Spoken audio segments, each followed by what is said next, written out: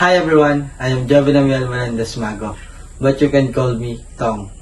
So, maybe you are wondering why Tong is my nickname.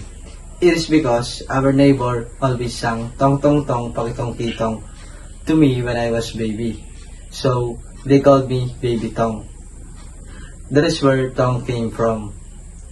I am 20 years old and was born in Parañaque City. My current residence is Balanacan, Mugpog. I am a third-year student of Human Resource Management program. My hobbies are playing basketballs and billiards.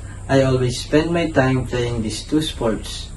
Additionally, I also love playing table tennis.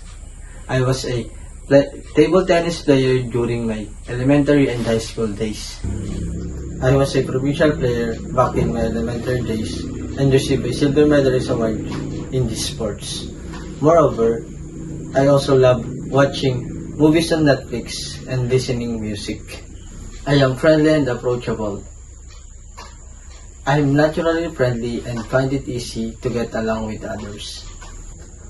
Whether two sports like basketballs or in group settings, I enjoy connecting with people and forming positive relationships. Furthermore, I consider myself a calm and composed person. I don't let my emotions drive my decisions.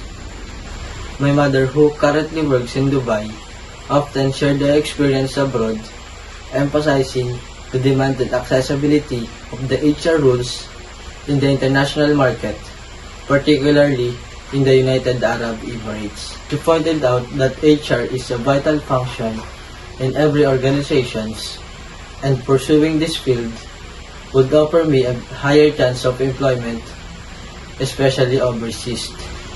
Among the many areas within human resources, I found myself more interested in recruitment and selections.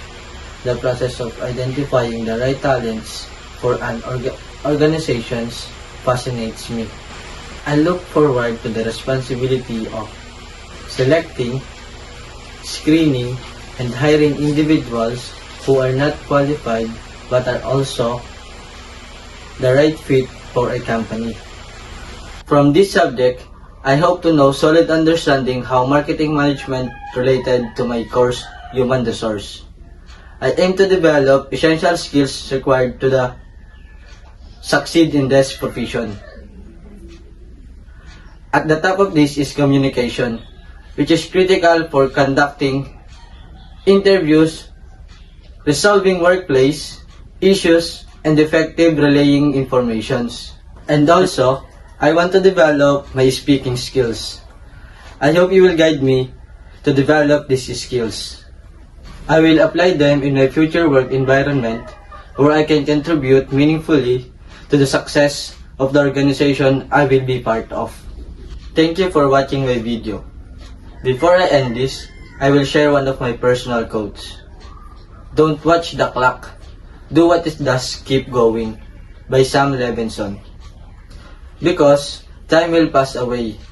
Stay focused on what you are doing and progress, rather than worrying how long it takes.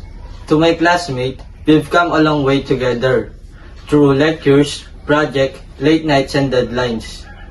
Keep pushing forward, believe in your potential and never stop growing. Let's continue to lift each other up and keep aiming higher. Again, thank you and have a good day. Bye!